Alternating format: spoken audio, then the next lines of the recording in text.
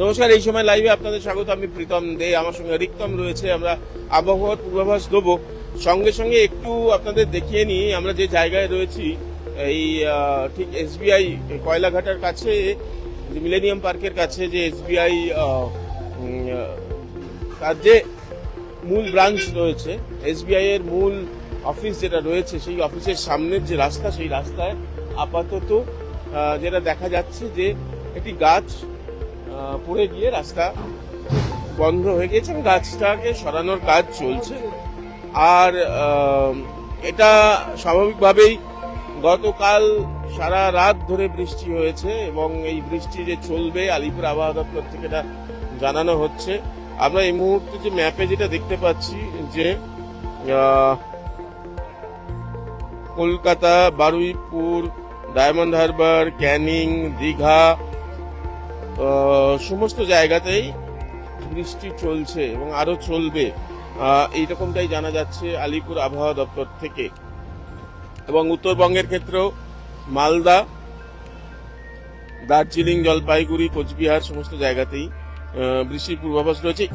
এই মুহূর্তে কলকাতা, দমদম, বারুইপুর, হাওড়া সমস্ত জায়গায় বিস্তীর্ণ অঞ্চল জুড়ে বৃষ্টি চলছে। এটা বর্ষার বৃষ্টি। স্বাভাবিকভাবেই এই বৃষ্টির ফলে কিছুটা হলেও দক্ষিণবঙ্গে যে বৃষ্টির ঘাটতি থাকছিল, বর্ষার যে বৃষ্টির ঘাটতি ছিল, সেটা কিছুটা পূরণ হচ্ছে, ঠিক কথা। এবং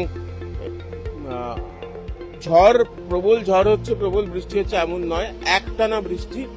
তার ফলে যে সমস্ত জায়গায় বজ্রপাতেরও সম্ভাবনা, খুব একটা বজ্রপাত হচ্ছে না, কিন্তু যে সমস্ত জায়গায় বড় বড় গাছ রয়েছে সেখানে স্বাভাবিকভাবে মাটি নরম হয়ে, একটানা বৃষ্টিতে মাটি নরম হয়ে এটা হচ্ছে।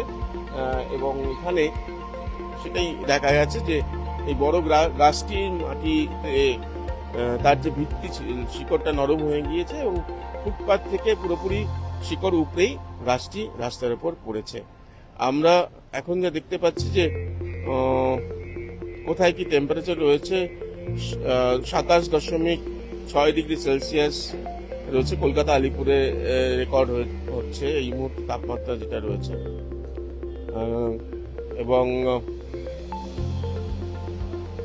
এবং এই তাপমাত্রা কম রয়েছে, কিছুটা হলেও কম রয়েছে। সর্বোচ্চ তাপমাত্রা দিনের বেলার এবং রাতের বেলা তাপমাত্রা কম থাকবে। তার কারণ এই যে বৃষ্টি হচ্ছে, বৃষ্টি এখনো চলবে। এটি স্বাভাবিক বর্ষার বৃষ্টির সঙ্গে মৌসুমী বায়ু সক্রিয় হয়েছে।